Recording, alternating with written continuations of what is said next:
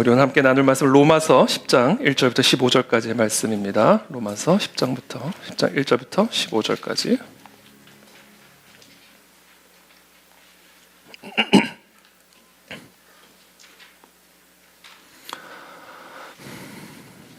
저와 여러분들 한 절씩 교독하겠습니다. 저부터 읽겠습니다. 형제들아, 내 마음에 원하는 바와 하나님께 구하는 바는 이스라엘을 위함이니 곧 그들로 구원을 받게 함이라.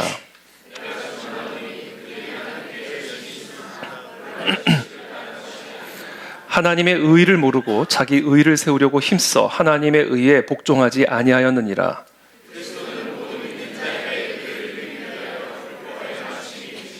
모세가 기록하되 율법으로 말미암는 의를 행하는 사람은 그 의로 살리라 하였거니와 없는 의는 이같이 내 마음에 누가 하늘에 올라가겠느냐 하지 말라. 올라가겠느냐 함은 그리스도를 모셔 내리려는 것이요 혹은 누가 무저갱에 내려가겠느냐 하지 말라 하니 내려가겠느냐 함은 그리스도를 죽은 자 가운데서 모셔 올리려는 것이라. 그러면 무엇을 말하냐? 말씀이 내게 네 마음에 있다 하였으니 곧 우리가 전파하는 믿음의 말씀. 네가 만일 내 입으로 예수를 주로 시인하며 또 하나님께서 그를 죽은 자 가운데서 살리신 것을 네 마음에 믿으면 구원을 받으리라.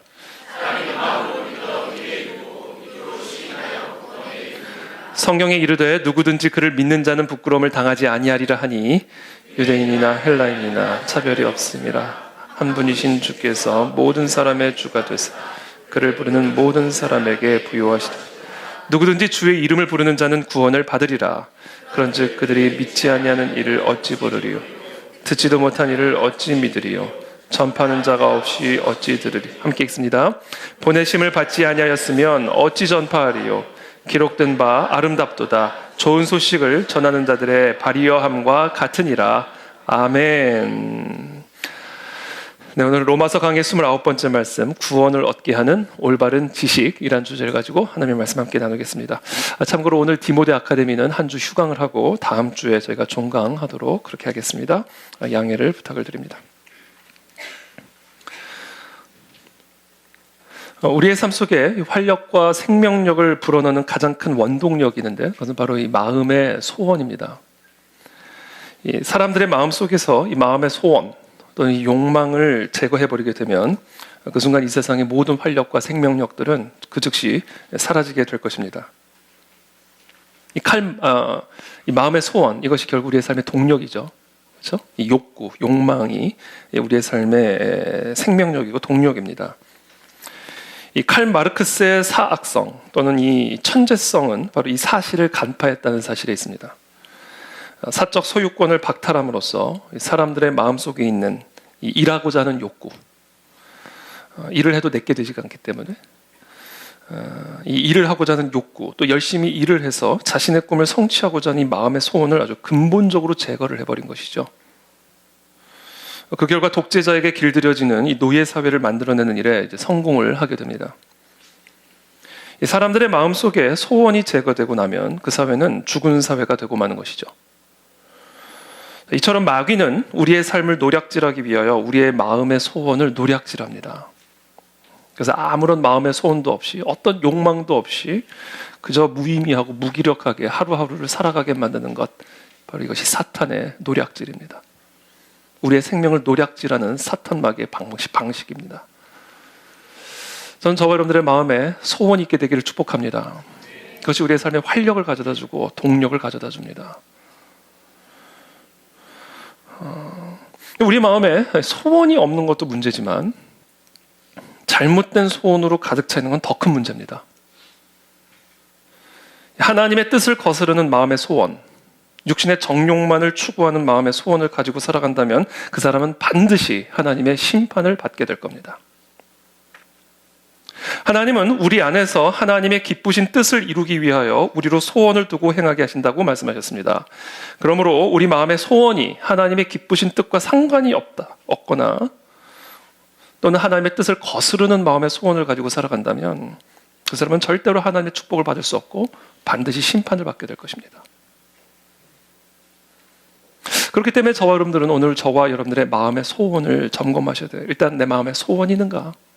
누군가 여러분들에게 마음의 소원이 무엇입니까? 그러면 정확하게 나는 이걸 소원합니다 라고 말할 수 있는 소원이 있으셔야 돼요. 그것을 노략질 당하면 안 됩니다. 마음의 소원이 회복이 될지어다. 그게 우리의 삶의 생명력을 불어넣는 거예요. 근데 그게 다가 아니다. 그 마음의 소원이 하나님의 마음의 소원과 일치되어야 됩니다.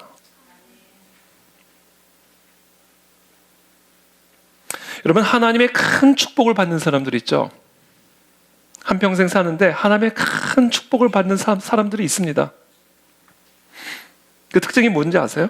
하나님의 축복을 받으며 살아가는 사람의 가장 중요한 특징, 그 사람의 마음에는 마음의 소원이 있고요. 그 마음의 소원이 하나님의 마음의 소원과 일치하는 소원을 갖고 살아가는 사람, 그 사람을 하나님은 축복하십니다.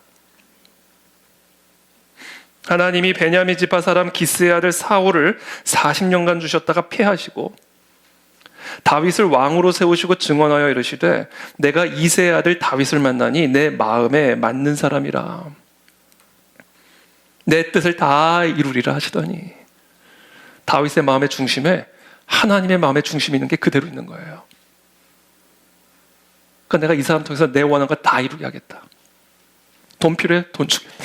권력 필요해? 권력 주겠다. 왜냐하면 이 사람은 내 뜻을 이룰 사람이기 때문에. 이 형통한 삶의 비결이죠. 하나님의 마음의 중심에 있는 소원을 내가 품고 살면 나는 형통한 삶을 살게 되는 겁니다. 내가 잘 돼야 하나님이 잘 되시기 때문에. 누가 주의 이 많은 백성을 재판할 수 있사오리까? 듣는 마음을 종에게 주사 주의 백성을 재판하여 선악을 분별하게 하옵소서. 솔로몬이 이것을 구하매 그 말씀이 주의 마음에 든지라. 내가 너에게 무엇을 줄고 한 다음에 나타나셔서 솔로몬에게 말씀하셨습니다. 근데 솔로몬이 하나님 나는 부, 귀, 영화를 원한다 라고 말하지 않았어요. 하나님을 들을 수 있는 마음을 주십시오. 나는 하나님을 듣기를 원합니다. 그 마음의 소원이요, 하나님의 마음에 쏙 들어온 거예요. 그래? 그럼 네가 구하지 않은 부귀 영화까지도 다 따라간다. 하나님의 마음의 소원과 내 마음의 소원이 일치하는 사람, 그 사람이 바로 하나님의 마음에 맞는 사람이요 하나님의 마음에 드는 사람입니다. 그리고 하나님은 바로 그런 사람을 축복하십니다. 저와 여러분들 모두가 하나님의 마음의 소원을 여러분들의 소원으로 취하시기를 축복합니다. 그게 형통한 삶의 비결이고 축복받는 인생의 비결입니다. 자, 그렇다면 하나님의 마음의 소원은 무엇일까요? 하나님의 마음에 가장 있는 소원, 우리가 그 소원을 품고 살아갈 때 하나님은 가장 기뻐하실 텐데 그 마음의 소원이 뭔지 아세요? 영혼을 구원하는 일입니다. 여러분, 영혼을 구원하고자 하는 마음의 소원을 품고 살아가는 사람을 하나님은 가장 기뻐하십니다.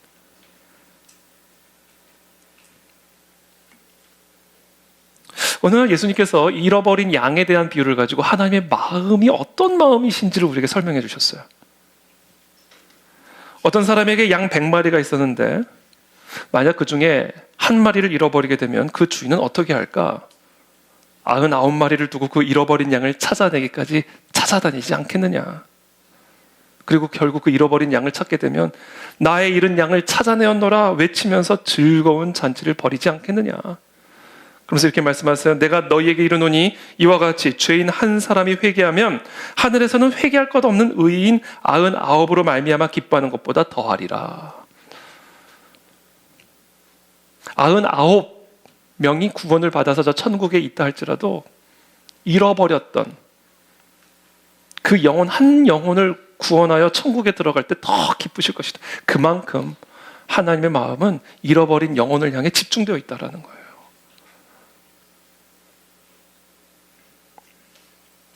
그렇기 때문에 저와 여러분들의 마음의 소원이, 저와 여러분들의 이 교회의 소원이 바로 이 하나님의 마음의 소원, 잃어버린 영혼을 구원하는 일에 집중만 된다면 하나님은 반드시 우리를 축복하실 겁니다. 사도 바울의 마음 안에 바로 그와 같은 하나님의 마음의 소원이 항상 활활 불타오르고 있었어요. 오늘 본문의 첫 구절입니다. 형제들아, 내 마음에 원하는 바와 소원이라는 거예요. 내 마음에 원하는 바, 내 마음의 소원, 하나님께 구하는 바는, 하나님께 구하는 나의 마음의 소원은 무엇인지 아느냐? 이스라엘을 위한 것이다. 이스라엘이 구원을 받게 하는 것, 그것이 내 마음의 소원이다. 이렇게 얘기합니다. 바로 그 마음이 하나님의 마음에 합한 마음이요. 저와 여러분들의 자녀들이 그 마음을 품고 공부를 한다면 그 사람은 축복받을 거예요. 잃어버린 영혼을 구원하고자 하는 그 하나님의 마음을 품고 학업을 하면 학업을 축복하신다고요. 그 마음의 소원을 품고 사업을 하고 직장 생활을 성실히 하면 하나님은 그 사람을 축복하십니다. 여러분, 우리의 삶의 관건은요, 뭘 하느냐, 뭘 이루느냐가 절대로 아닙니다. 하나님의 마음의 소원을 내 마음의 소원으로 품고 살아가면요, 하나님이 다 일하십니다, 여러분. 제가 아까 하버드 대학이 세상을 바꿀 수는 없지만 라이프 대학이 세상을 바꿀 수 있다고 말한 건 진리고 진심입니다. 그렇다고 하버드 대학을 가지 말자는 얘기가 아니에요. 갈 수 있다면 가면 좋죠. 하버드 대학이 그러나 세상을 바꿀 수 있는 곳이 아니라 하버드 대학은 세상을 악화시키는 곳입니다. 세상을 더 어둡게 만드는 곳이에요. 그래서 제가 우리 총장님 앞에 그날 강의를 할 때 이 라이프 대학의 마음의 중심에 하나님의 마음의 소원이 있기 때문에 하버드는 세상을 못 바꿔도 이 학교는 세상을 바꿀 수 있다고 말씀을 드린 거예요.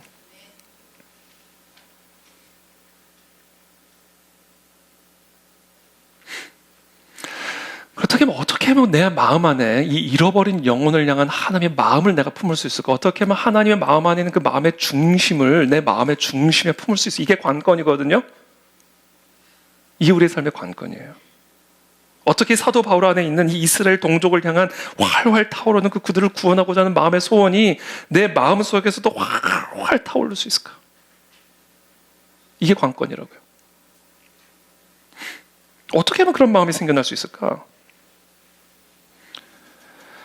제가 어제 아침에 공항에 도착해서 이제 교회에 돌아온 다음에 오후에 이제 결혼식 주례가 있어서 잠시 샤워도 하고 또 옷도 갈아입을 겸 집에 들어가니까 저희 딸이 아주 오랜만에 반갑게 일주일 만에 반갑게 인사하면서 뭐 하루가 1년 같았다라는 뭐 이런 멘트는 없었지만 반갑게 인사를 하고 허그를 하는데 반갑게 인사를 하는데 갑자기 저를 보고는 제 머리가 꼭 캄보디아 사람 같다는 거예요. 평소 같았으면 그냥 웃고 넘어갈 농담인데 갑자기 제 마음이 약간 속상해지는 것을 느꼈어요. 너 캄보디아 사람들 얼마나 불쌍한 사람들인지 알아? 그 사람들 무시하지 마. 너 캄보디아 땅이 얼마나 고통과 애통으로 가득한 땅인지 알아? 그 사람들에 대해서 함부로 말하지 마.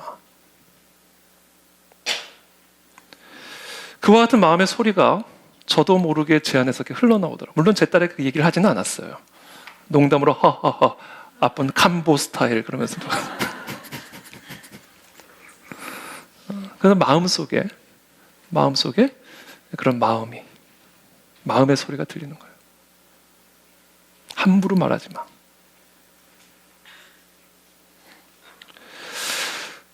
그리고는 제가 깨달았어요. 아, 내 마음속에 이 캄보디아 사람들을 긍휼히 여기시는 하나님의 마음이 있구나. 그리고 제가 잠깐 생각을 해봤어요. 내가 언제부터 캄보디아 사람들에 대해서 이런 마음을 품었지?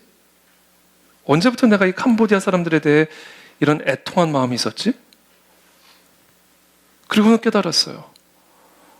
내가 눈으로 직접 보고 왔기 때문이구나. 그 고통의 킬링 필드를 내가 직접 밟아보고 그들의 뼈가 묻혀진 장소를 내가 직접 가서 보고 그 고통의 기에 완전히 눌려 꺾인 그들의 눈빛을 내가 보고 왔기 때문에 아, 내 마음 안에 이런 마음들이 생겨난 거구나.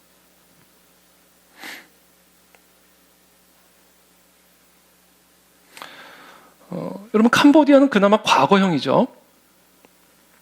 그러나 지금도 현재 진행형의 킬링필드가 있습니다. 여기서 차로 2시간만 타고 가면 나오는 땅이죠. 여러분, 아까 우리 킬링 트리 보셨죠? 영상에서 킬링 트리가 있어요. 거기 킬링 필드에 들어가면 큰 트리가 있어요. 실제로 거기서 어떤 일이 일어나냐면 엄마로부터 아기를 떼어내서 아기를 두 다리를 잡고 나무에 쳐서 머리를 터트려 죽였어요.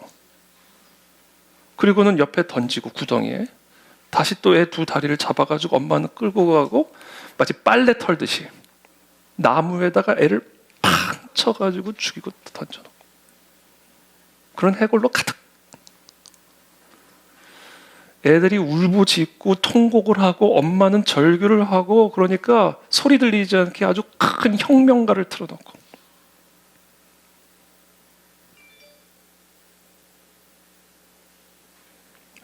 근데 그건 과거형이라고요. 근데 지금도 진행되고 있는 땅이 지금 저 북한 땅인데 과연 우리 안에 저 북한 땅을 향한 하나님의 마음이 있는가? 우리가 통일 얘기를 하지만 과연 그 마음으로부터 나오는 통일인가? 여러분, 우리는 다 주변에서 잘 먹고 잘 사는 사람들만 보고 살고 있기 때문에 그리고 우리가 품고 살아가는 마음의 소원이라는 게요, 나도 저 사람처럼 좀 더 잘 먹고 싶다. 우리가 마음에 품고 사는 소원이라는 게 내가 저 사람보다 좀 더 잘 살고 싶다. 도무지 하나님의 축복을 받을래야 받을 수 없는 마음을 가지고 살아가는 거죠, 우리가. 한국 교회라고 하면서, 그렇죠? 마음의 소원이라고 하는 게 이게 도무지 하나님의 마음하고는 이게 뭐 접점을 찾을 수 없는 마음의 소원을 가지고 살아가고 있으니까.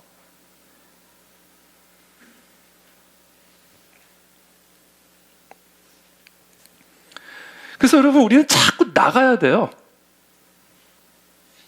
광장으로도 나가야 되고요.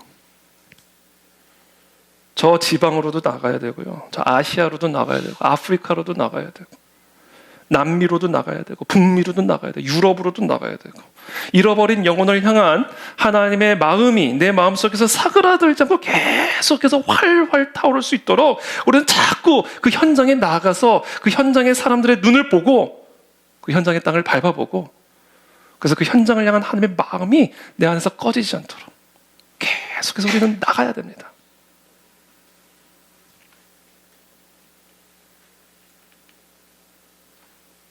이 마음의 소원의 불이 내 마음속에서 꺼져버리고 엉뚱한 불이 붙는 순간 그 순간 하나님의 축복의 촛대는 우리의 삶과 이 교회를 떠나가게 될 것입니다. 근데 저는 그래서 내년에는 꼭 우리 캄보디아 아울리치 한번 꼭 준비해서 기도로 준비했으면 좋겠고, 우리 라이프 국제학교에서 가서 우리 거기 교사들하고도 얘기를 했어요.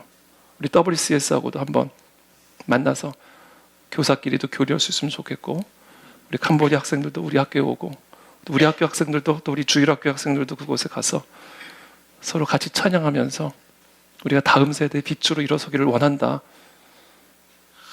자꾸 만나야 됩니다.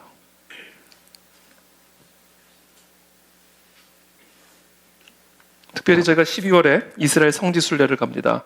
여러분, 이거 여행 가는 거 아닙니다. 저는 개인적으로 이스라엘 성지 그렇게 가서 많은 것들을 보는데 그 보는 것 자체는 저는 큰 의미 없어요. 저는 예수님 발자국 찍어 놓은 거 이런 거 보여줘요. 만든 거 아니고 가짜 아니에요. 무슨 예수님 발자국이 어디 있어요? 예수님 발자국 누가 찍었어요 그거? 예수님 돌아가신 자리라고 해놓고선 거기서 사람들 와가지고 입 맞추고 줄을 길게 서가지고 입 맞추고 가는데 무슨 의미가 있어요? 그거 우상 아니에요?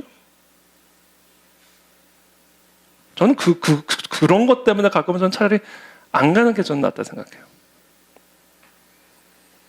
우리가 이번에 12월에 이스라엘 성지 순례를 가는 이유는요, 관광하러 가는 게 아니라 그 땅을 향한 하나님의 마음을 우리가 품기 위해서 가는 겁니다. 그 마음이 살아나야 돼요. 그 마음이 꺼지면 안 된단 말이에요.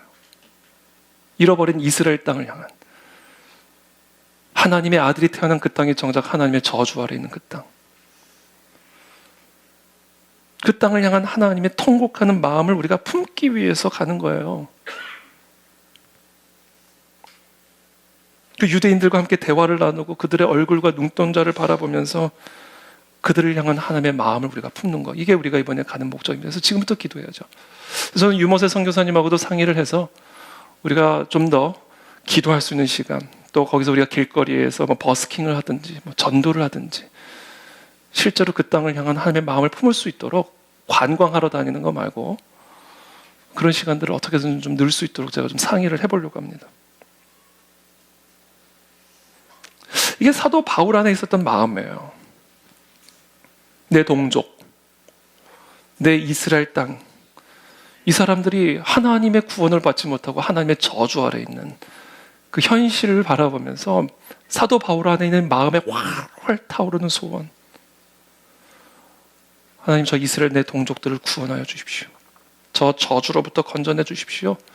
이것이 사도 바울의 마음 안에 있는 단 하나의 소원이었다는 것이죠. 그렇다면 이 이스라엘 백성들이 왜 구원을 받지 못하고 저 하나님의 저주 아래 있는 이유가 뭘까?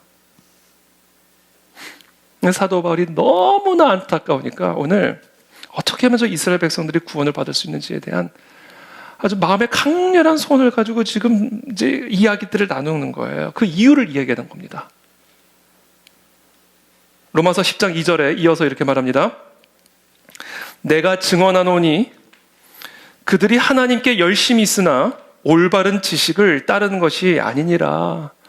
자, 이스라엘 백성들, 하나님의 선택받은 민족이라고 하는 이 아브라함의 후손들이라고 하는 이 이스라엘 백성들이 하나님의 구원을 받지 못하고 하나님의 저주 아래 있는 백성, 하나님의 저주받은 땅이 된 이유가 뭐냐? 하나님께 열심은 있는데 올바른 지식이 없다 얘기하는 거예요. 여러분, 하나님에 대한 열심이 있다고 구원받는 거 아닙니다.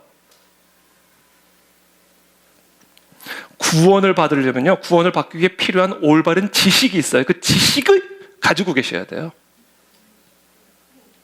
그 지식을 가지고 그 지식을 따라가야만 우리는 구원을 받을 수 있는 거예요. 하나님에 대한 열심이 있다고, 봉사에 열심이 있다고, 사역에 열심이 있다고 구원받는 거 아니에요. 이스라엘의 핵심적인 문제는 하나님에 대한 열심은 있는데 올바른 지식이 없어요. 자, 그렇다면 우리의 삶을 지배하고 있는 이 모든 저주로부터 구원을 받아 하나님의 축복을 받는 인생으로, 하나님의 자녀가 되는 인생으로 변화되기 위해서 우리가 반드시 알아야 할 올바른 지식은 무엇일까? 사도 바울이 오늘 그걸 설명해 주는 겁니다. 저는 오늘 세 가지를 말씀드릴 건, 첫 번째, 우리가 우리의 삶의 모든 저주로부터 구원을 받아 하나님의 축복된 백성이 되기 위해서 질병의 저주, 가난의 저주, 재정적인 저주, 아담의 원죄로 말미암아 그림자처럼 따라다니는 이 모든 저주의 고통으로부터 건져냄을 받아 영생을 누리는 하나님의 축복된 자녀가 되기 위한 올바른 지식은 무엇일까? 여러분, 첫 번째 이 지식이 있으셔야 돼요. 하나님의 의에 대한 올바른 지식을 갖고 계셔야 됩니다. 이 하나님의 의에 대한 올바른 지식, 로마서 10장 3절의 말씀입니다. 이스라엘 백성들의 문제예요, 이게. 하나님의 의를 모르고 자기 의를 세우려고 힘써 하나님의 의에 복종하지 아니하였느니라. 하나님의 의에 대한 올바른 지식이 없었어요.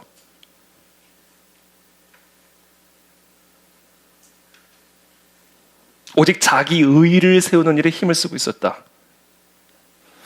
근데 이런 마음이에요. 열심히 일하면 가난의 저주로부터 벗어나겠지. 내가 열심히 건강 관리하고 운동 열심히 하면 모든 질병의 저주로부터 벗어나겠지. 내가 열심히 착한 일하고 사람들한테 나쁜 짓 안 하고 살면 하나님이 나를 복 주시겠지. 여러분, 이스라엘 백성들이 이 저주로부터 구원을 받지 못한 이유는 바로 여기 있었어요. 하나님의 의에 대한 올바른 지식이 없이 그저 자기 힘과 자기 노력으로 자기 의를 세우는 일에만 힘을 쓰고 있었단 말이에요. 그래서 구원이 없었던 겁니다. 그러므로 저와 여러분들이 구원을 받은 하나님의 백성이 되기 위해서는 하나님의 의에 대한 올바른 지식을 갖고 계셔야 됩니다. 자, 그렇다면 하나님의 의에 대한 올바른 지식이란 무엇일까? 로마서 3장 20절의 말씀입니다. 그러므로 율법의 행위로 그의 앞에 의롭다 하심을 얻을 육체가 없나니 율법으로는 죄를 깨달음이니라. 첫 번째, 하나님의 의에 대해서 가져야 할 올바른 지식. 여러분 반드시 기억하셔야 돼요. 하나님 앞에서 의롭다 하심을 받아야만 저주로부터 구원을 받을 수 있습니다. 그러므로 한 사람으로 말미암아 죄가 세상에 들어오고 죄로 말미암아 사망이 들어왔나니 이와 같이 모든 사람이 죄를 지었으므로 사망이 모든 사람에게 이르렀느니라. 아담 한 사람의 그 원죄로 말미암아 사망이 들어오게 되었고 그 원죄로 말미암아 우리 모두가 다 죄인이 되어 사망의 저주 아래 있게 되었다. 오리지널 신 때문에 오리지널 컬스 안에서 살아가므로 이 오리지널 컬스는 그림자처럼 내 삶의 고통으로 따라다니게 될 것이고 결국에는 사망에 이르게 된다.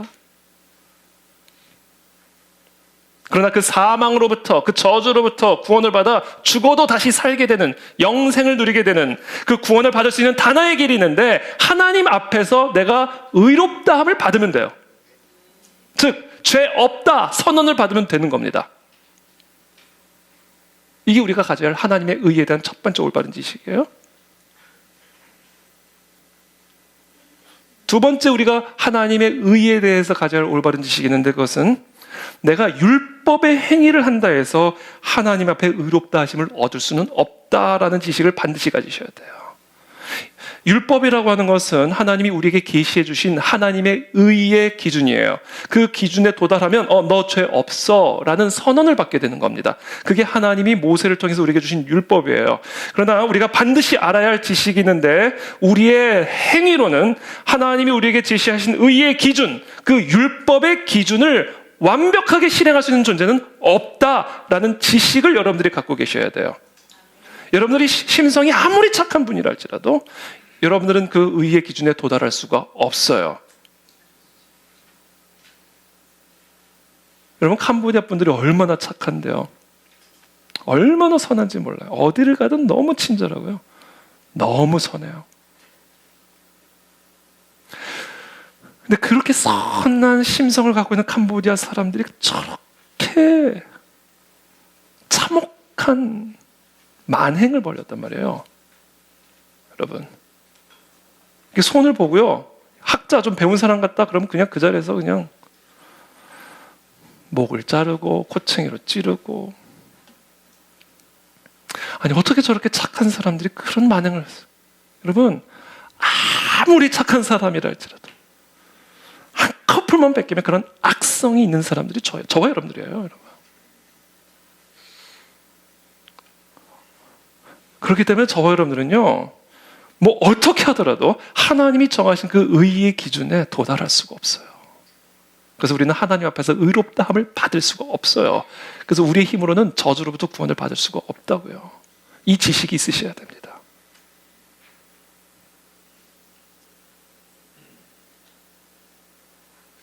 그렇다면 도대체 우리가 어떻게 하나님 앞에서 의롭다함을 받을 수 있는가?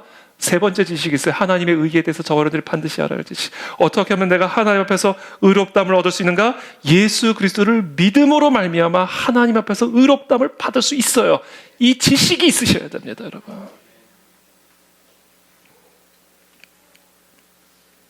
율법의 행위를 통해서는 하나님 앞에 의롭다함을 받을 수 있는 존재는 이 세상에 존재하지 않기 때문에 다른 방법을 우리에게 가르쳐 주신 거예요. 이 지식이 있으셔야 돼요. 그것을 로마서 3장 20절부터 얘기하는 겁니다. 이제는 율법 외에 하나님의 한 의가 나타났으니 율법과 선지자들에게 증거를 받은 것이라 곧 예수 그리스도를 믿음으로 말미암아 모든 믿는 자에게 미치는 하나님의 의인이 차별이 없느니라. 예수 그리스도를 믿는 거예요. 율법의 행위로가 아니라 믿음으로 우리는 하나님 앞에서 너 죄 없어 라는 선언을 받을 수가 있게 된다는 겁니다. 이 지식이 있으셔야 돼요. 자, 그렇다면 좀 더 구체적으로 그리스도를 믿는다는 것은 과연 무엇을 믿는 것인가? 로마서 10장 4절의 말씀 이어서 말씀합니다. 그리스도는 모든 믿는 자에게 의를 이루기 위하여 율법의 마침이 되시니라. 율법의 요구를 우리는 절대로 이행할 수 없어요.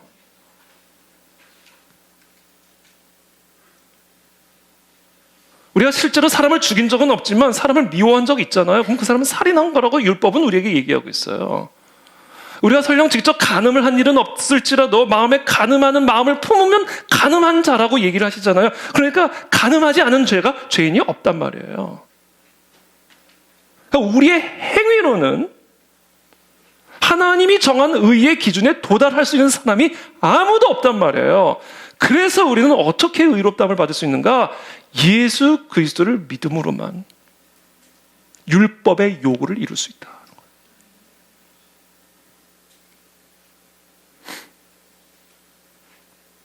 율법의 요구를 이행하지 못하여 하나님 앞에 의롭다함을 받을 수 없는 우리 모든 죄인들을 위해서 그리스도께서 십자가에서 모든 율법의 요구를 완벽하게 만족시키셨다라는 이 지식이 있으셔야 돼요. 그게 그 얘기예요. 그리스도는 모든 믿는 자에게 의를 이루기 위하여 율법의 마침이 되시니라.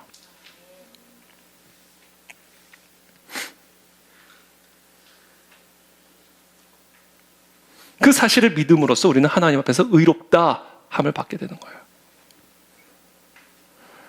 갈라디아서 2장 20절의 말씀입니다. 내가 그리스도와 함께 십자가에 못 박혔나니 그런즉 이제는 내가 사는 것이 아니요 오직 내 안에 그리스도께서 사시는 것이라. 여러분, 내가 그리스도와 함께 십자가에 못 박혔대요. 여러분, 그리스도께서 십자가에 못 박힐 때 내가 나의 죄 때문에 율법에 따라 죄의 값을 십자가에서 내가 지불을 했대요. 어떻게 해요?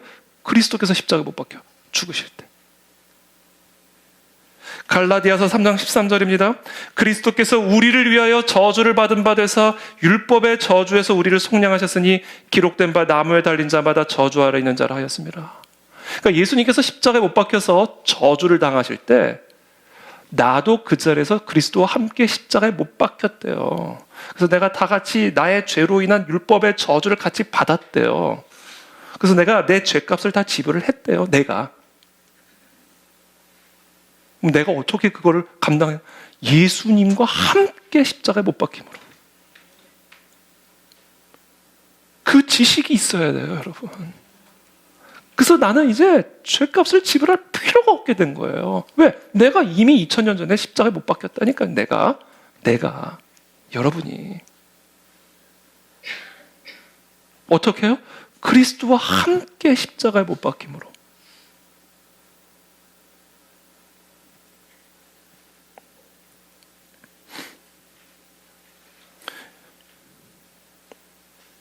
그리고 사흘 만에 다시 부활하셨어요. 그리고 그때 내가 같이 부활을 했대요. 내가 나의 죄로 인하여 사망의 저주를 받아 십자가에서 죽임을 당했는데 그리스도께서 사흘 만에 다시 부활하실 때 나도 같이 그리스도와 부활을 했대요. 그래서 그동안 나를 묶고 있었던 모든 죄와 사망의 사슬들이 다 끊어지고 새 피조물로 의인으로 다시 태어났대요. 그게 예수 그리스도께서 십자가에서 죽으시고 부활하셨을 때 일어난 사건이란 말입니다. 그래서 이젠 저와 여러분들은요, 더 이상 죄인이 아니에요. 의인이란 말이에요. 왜? 죄값을 다 지불했다니까요, 이제도. 그 죄값을 다 지불함으로 말미암아 죄의 저주, 사망의 저주로부터 벗어나 이제 나는 의로운 하나님의 자녀가 되는 권세를 얻게 되었단 말이에요. 이 지식이 있으셔야 돼요, 여러분. 그러므로 이제 그리스도 예수 안에 있는 자에게는 더 이상 정죄함이 없나니 생명의 성령의 법이 너를 모든 죄와 사망의 저주에서 너희를 해방하였습니다. 이게 다 예수 그리스도와 함께 내가 죽었고 그리스도와 함께 다시 부활함으로 말미암아 이제 모든 죄의 문제는 깨끗하게 맞춰진 겁니다. 정리가 다 된 겁니다, 여러분. 바로 이 사실을 지적으로 이해하고 믿을 때, 그때 우리는 하나님 앞에서 의롭다, 너 죄 없다 선언을 받게 되는 거예요. 그리고 그 선언을 받을 때 비로소 우리는 모든 죄와 사망의 저주에서 구원을 받아 비록 이 땅에서는 오리지널 신으로 인한 오리지널 컬스로 인해 결국 사망의 저주가 그림자처럼 따라다니면 그림자다. 결국 다 그림자로 끝난다. 내가 죽는 것도 그건 사실은 그림자다. 영생의 부활로 일어난다. 구원을 받은 하나님의 자녀가 됐단 말입니다. 바로 이 사실을 믿음으로 우리는 하나님 앞에서 의롭다함을 얻게 되었고 모든 저주로부터 구원을 받게 된다. 자, 그렇다면 이제 어떻게 믿는가? 지적으로 이해를 했어요. 예수 그리스도의 속량으로 인한 하나님의 의의를 우리가 어떻게 얻게 되었는지를 제가 이제 지적으로 설명을 드렸어요. 이게 우리가 알아야 할 하나님의 의의에 대한 지식입니다. 두 번째 저 여러분들에게 필요한 지식이 있어요. 어떻게 하면 그 예수 그리스도의 속량으로 말미암은 하나님의 은혜를 내가 믿을 수 있을까? 어떻게 예수 그리스도를 믿는가? 믿는 방법에 대한 지식이 필요해요. 그냥 덮어놓고 믿을 수 있는 게 아니에요. 믿는 방법이 있어요. 그것이 우리가 알아야 할 올바른 지식입니다. 이 올바른 지식이 없기 때문에 이스라엘 백성들이 구원을 못 받고 있는 거예요. 그래서 저와 여러분들은 첫 번째 하나님의 의에 대한 올바른 지식이 필요하고, 이제 두 번째 우리에게 필요한 지식이 있어요. 어떻게 하면 그 예수 그리스도를 믿음으로 말미암아 하나님의 의롭다함을 얻을 수 있을까? 믿는 방법에 대한 지식이 필요합니다. 그래서 로마서 10장 9절에서 이렇게 말합니다. 다 함께 읽어보겠습니다. 시작.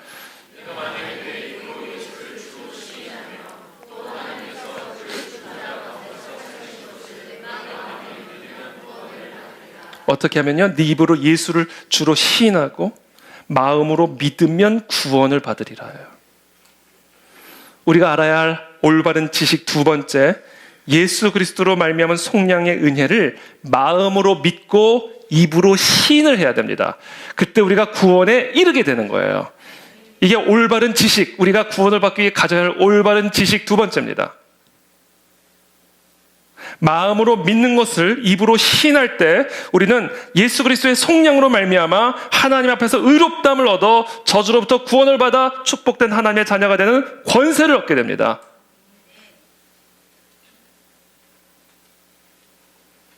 (10절에) 계속해서 말씀합니다. 사람이 마음으로 믿어 의에 이르고 입으로 시인하여 구원에 이르느니라. 자, 의에 이르는 것과 구원에 이르는 건 다 똑같은 이야기예요. 자, 의, 구원에 이르기 위해서 우리에게 필요한 두 가지 요소가 있는데 그게 뭐예요? 마음으로 믿고 입으로 시인을 해야 된다. 예수 그리스도의 속량의 은혜에 대한, 하나님의 의에 대한 지적인 지식을 머리로 이해한 다음에 그것으로 끝나면 안 돼요. 머리로 이해한다고 구원이 임하는 게 아니에요. 머리로 이해한 것을 마음으로 받아들여야 돼요. 이 단계가 없으면 구원에 못 이르러요. 마음으로 받아들인 다음에는 입으로 그것을 시인을 해야 돼요. 그러니까 머리와 마음과 입, 이 세 가지 방법을 통해서 우리는 구원에 이르게 되는 거예요. 이 올바른 지식이 없어서 구원을 못 받는다는 겁니다. 이 올바른 지식을 우리가 알고 있어야 돼요. 그래서 여러분, 이 머리로 이해한 그리스도의 속량의 은혜를, 하나님의 의에 관한 지식을 마음으로 믿고 입으로 시인하기 위해서 제일 좋은 방법이 있어요. 이게 뭔지 아세요? 아멘 하는 거, 아멘 하는 거. 아멘 할 때 마음으로 믿어지고 입으로 시인하게 되는 거예요. 이게 동시다발로 되는 거예요. 여러분, 항상 아멘 하세요. 아멘, 아멘. 아멘. 제가 이거 무슨 추임새를 원해서 드리는 말씀이 아니에요. 이게 여러분들의 마음에 하나님의 진리의 말씀을 받아들이고 그걸 여러분들의 입으로 시인함으로써 구원의 능력이, 그리스도의 속량의 은혜가 여러분들의 삶에 효력을 발휘하게 하기 위한 방법이에요. 이게 성령이 우리에게 가르쳐주는 올바른 지식입니다. 이것이 없어서 하나님에 대한 여신 갖고도 구원받지 못하는 거예요.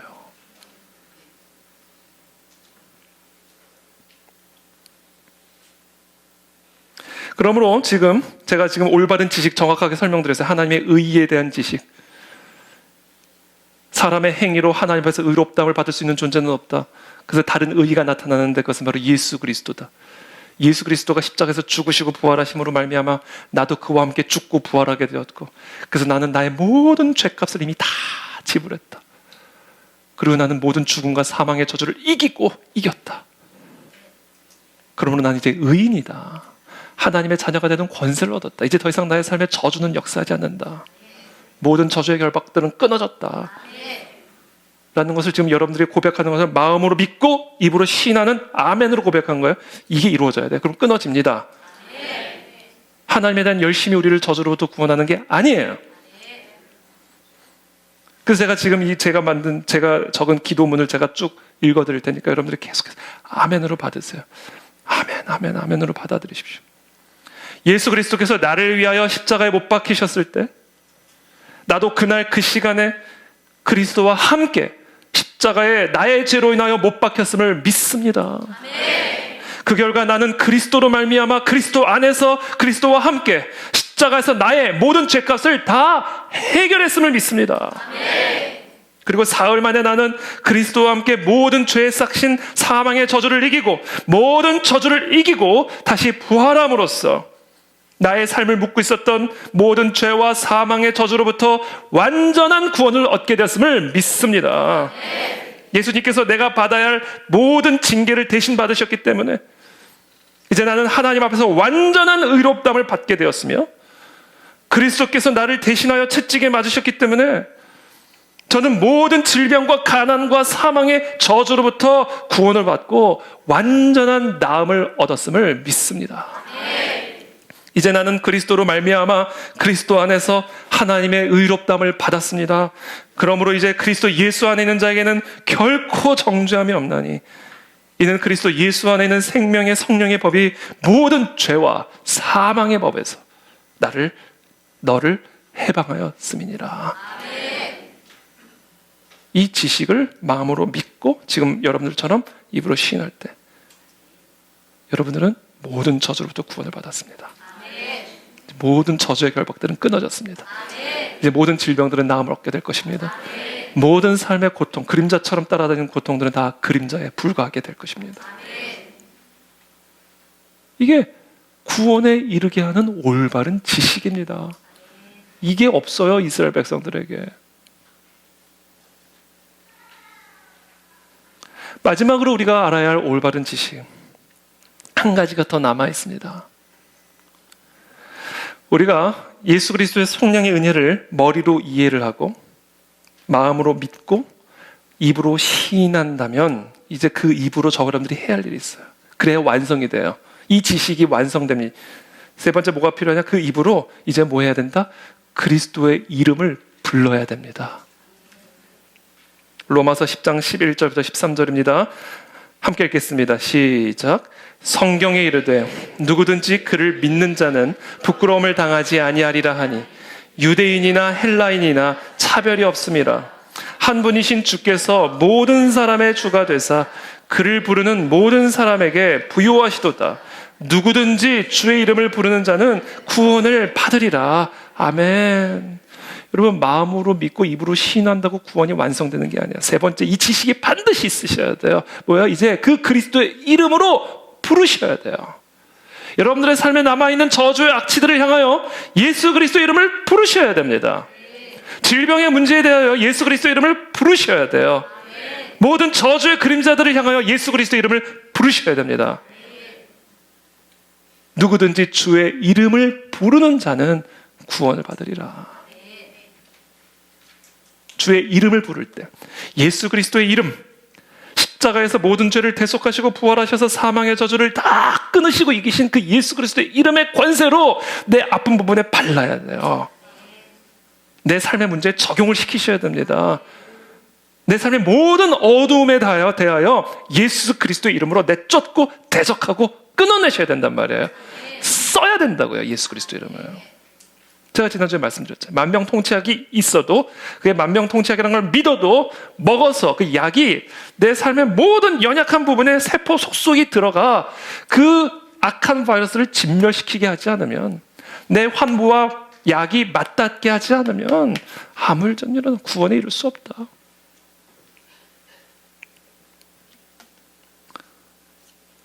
사람의 모양으로 나타나사 자기를 낮추시고 죽기까지 복종하셨으니 곧 십자가의 죽으심이라. 자, 이 십자가의 죽으심과 부활 안에 담겨진 의미가 무엇이냐? 이러므로 하나님이 그를 지극히 높여 모든 이름 위에 뛰어난 이름을 주사 하늘에 있는 자들과 땅에 있는 자들과 땅 아래에 있는 자들로 모든 무릎을 예수의 이름에 꿇게 하시고 모든 입으로 예수 그리스도를 주라 시인하여 하나님 아버지께 영광을 돌리게 하셨느니라. 여러분, 예수 그리스도의 이름 안에 하늘에 있는 자들과 땅에 있는 자들과 땅 아래에 있는 모든 자들이 무릎을 꿇게 만드는 권세가 있습니다, 여러분. 그래서 우리가 예수 그리스도의 이름으로 기도할 때 질병이 그 앞에 무릎을 꿇게 되는 거예요. 가난이 무릎을 꿇게 되는 겁니다. 모든 저주가 그 예수 그리스도의 이름 앞에 무릎을 꿇게 되어 있단 말이에요. 그러니까 이제 우리가 해야 할 일은 뭐예요? 정말로 그 그리스도의 성령의 은혜를 하나님의 의에 대한 지식으로 이해를 했고, 그 지식을 마음으로 믿고 아멘으로 입으로 고백을 했다면, 이제 우리는 뭐를 해야 된다? 예수 그리스도의 이름의 권세로 저주를 내쫓아야 돼요. 흑암을 내쫓아야 됩니다. 모든 결박들을 끊어내야 돼요. 그래야 구원에 이르게 됩니다.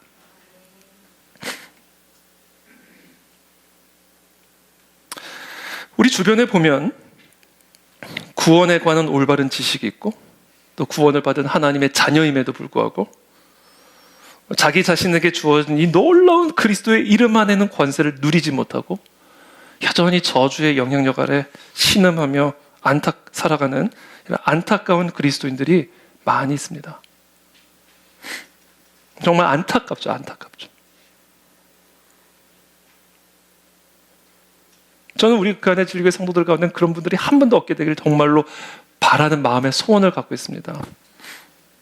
왜 구원을 받은 하나님의 자녀가, 예수 그리스도의 이름의 권세를 받은 자녀들이 왜 저주에 여전히 억눌려 사는지, 왜 네피림 앞에 메뚜기로 살아가는지 너무 안타까워요. 여러분, 제가 이번에 캄보디아를 갔다 왔을 때 뭐 타고 갔다 왔을까요? 배를 탔을까요? 비행기를 탔을까요? 비행기. 어떤 비행기를 탔을까요? 코리아네요.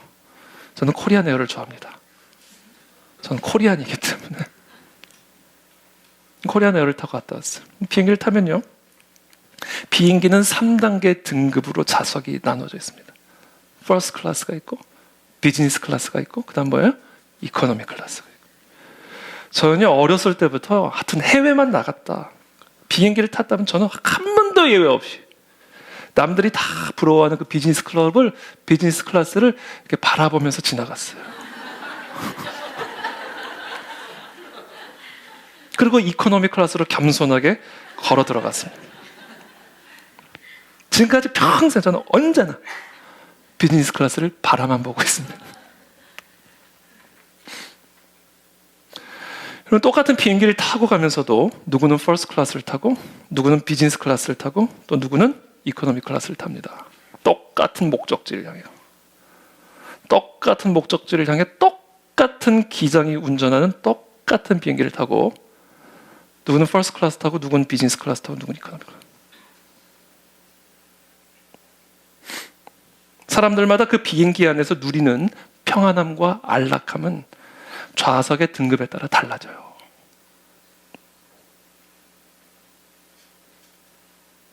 우리가 다 똑같이 구원을 받아서 천국을 향해 날아가는 지금 이 비행기를 이 땅에서 타고 지금 가고 있다 할지라도, 실제로 그 목적지에 도착할 때까지 그 과정에서 이 땅에서 누리는 구원의 정도, 축복의 정도, 우리에게 주어진 예수 그리스도 이름 안에 권세를 누리는 정도들이 퍼스트 클래스가 있고, 비즈니스 클래스가 있고, 이코노미 클래스가 있단 말이에요.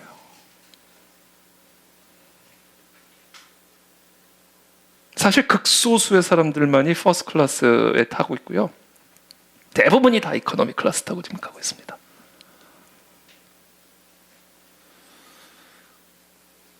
그게 너무 안타까운 거예요. 저 자신을 향해서도 안타까운 거예요. 우리들을 향해서도 너무 안타까운 거예요. 아니, 예수 그리스도의 이름으로 말미암아 퍼스트 클래스의 삶을 약속 받아 놓고도, 예? 그와 같은 삶이 존재한다는 것은 그냥 말로만 듣고 알고 있고, 그런 삶을 살아가는 사람에 대한 간증 들으면서 뭐 은혜 받았다고만 그러고 있고, 실제로 내가 그 약속을 받아놨는데도 퍼스트 클래스에 앉아서 와인잔에 스테이크 썰고 있는 분들 봐라, 부럽다 그러면서, 비즈니스 클래스에서 다리 뻗고 자네 부럽다, 나는 내 발에 막 쥐가 나가지고 막 이러면서 주님 이러면서 빨리 이 쥐를 없애주세요 이러면서 그 기도 제목이고 막 그 안타까움이 우리 안에 있어야 된다는 거예요.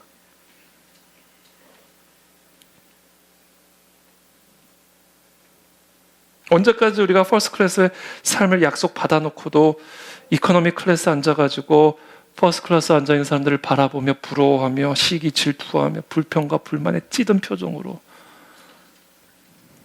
가겠습니까? 이게 너무 안타까운 거죠. 그래서 제 안에 어떤 마음의 소원이 있냐면 나는 더 퍼스트 클래스를 향하여 더 그 약속된 퍼스트 클래스의 삶을 누리리라. 그게 제 마음의 소원이에요.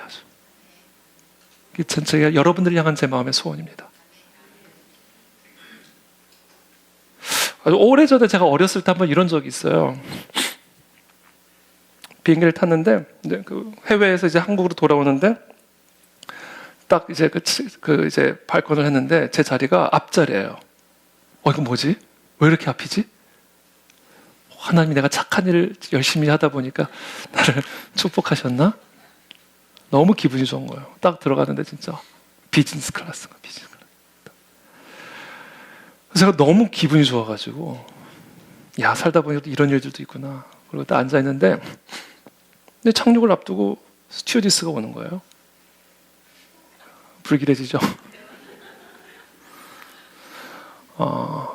당신 좌석 맞냐는 거예요. 내 좌석 맛도 보시라고. 그랬더니 그때 제 눈이 열린 거예요. 게이트 번호가 내 좌석 번호인 줄 알고 게이트 번호를 내 좌석 번호로 알고 게이트 번호 앉아 있는 거예요. 뭐예요? 올바른 지식이 있어야 돼요, 여러분. 여러분, 퍼스트 클래스 삶을 추구한다고 그 자리에 앉을 수 있는 게 아니에요. 퍼스트 클래스의 삶에 대한 열심을 갖고 추구한다고 그 자리에 앉을 수 있는 게 아닙니다. 올바른 지식을 갖고 있어야 돼요. 안 그러면 뭐예요? 망신만 당해요, 망신만.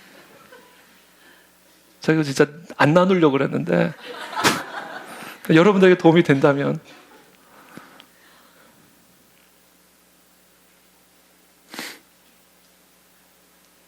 여러분, 그래서 저와 여러분들이 이제 이코노미에서 비즈니스로, 이 비즈니스에서는 퍼스트 클래스로 나아가야 됩니다, 여러분. 이미 우리에게 주어진 이 약속을 누리는 정도를 강력하게 높여가야 돼요. 언제까지 우리가 이코노미 클래스에서 다리 쥐는 상태로 갈 거예요? 올라가야 된단 말이에요. 그러기 위해서 방법이 있어요. 저와 여러분들의 삶에 있는 모든 문제들 언제나 주의 이름으로 기도하셔야 됩니다. 예수 그리스도 이름으로 기도하셔야 돼요. 밤마다 낮마다 모든 문제를 전능하신 하나님 앞에 예수 그리스도 이름으로 기도하는 자가 되셔야 돼요. 그래야 그리스도의 이름으로 말미암는 능력이 나타나 모든 문제가 무릎을 꿇게 된단 말이에요, 여러분. 기도하는 정도예요. 이거는 뭐 다른 게 없어요. 기도하는 정도가 내가 누릴 수 있는 퍼스트 클래스 삶의 정도입니다. 여러분, 새벽에 나오셔야 되고 금요일 날 나오셔야 되고 금식 이제 6월 달에 하면 금식 하세요. 그게 내가 누릴 수 있는 정도라고요. 그때 먹을 거 다 먹고 잠잘 거 다 자면 그냥 오케이, 그럼 그냥 이코노미 타고 가셔야 돼요. 뭐 방법 없어요, 그거는. 저는 퍼스트 클래스 탈 테니까.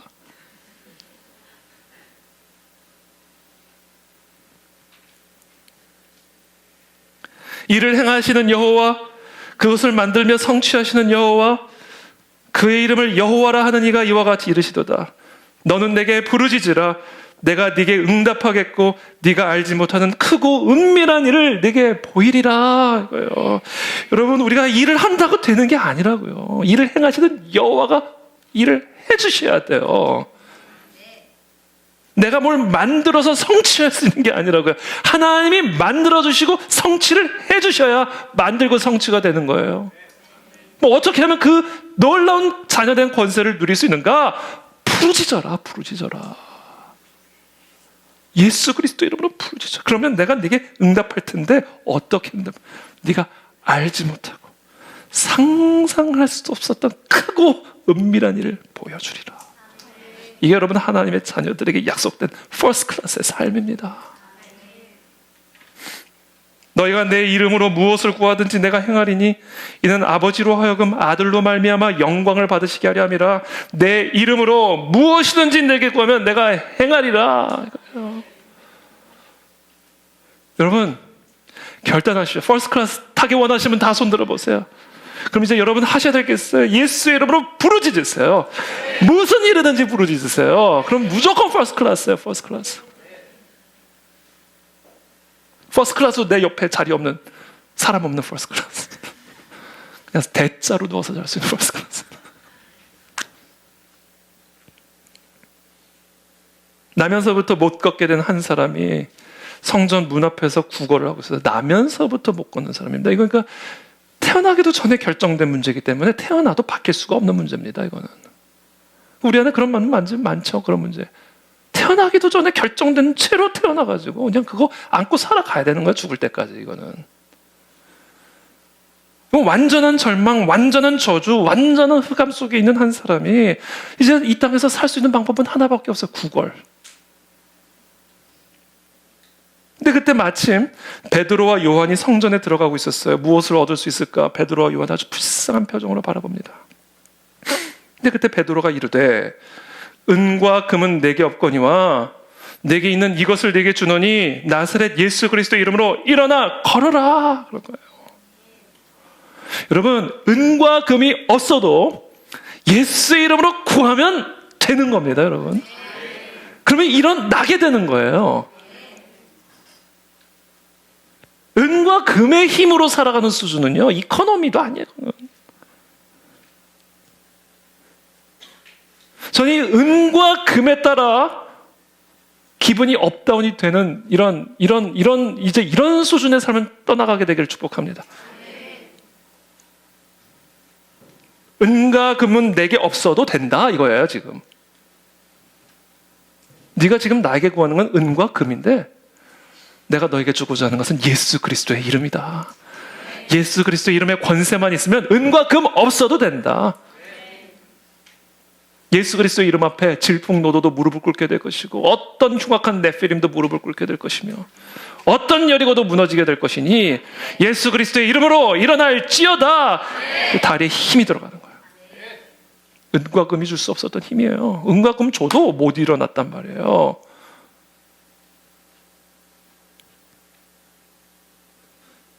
오른손을 잡아 일으키니 발과 발목이 곧 힘을 얻고 뛰어서서 걸으며 그들과 함께 성전으로 들어가면서 걷기도 하고 뛰기도 하며 하나님을 찬송하니 얼마나 기뻤을까.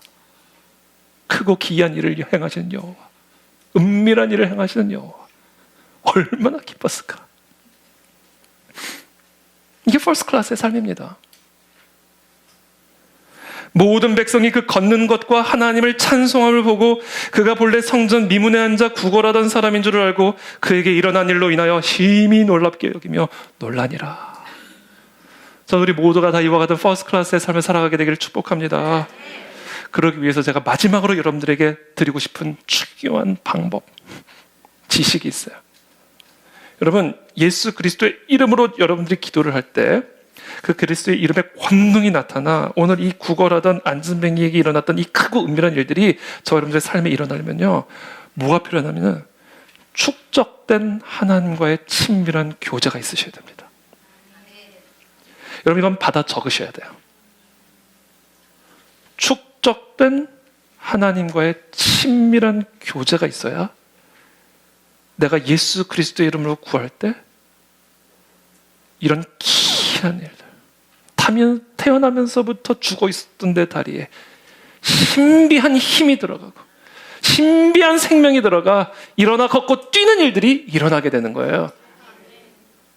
축적된 하나님과의 친밀한 교제.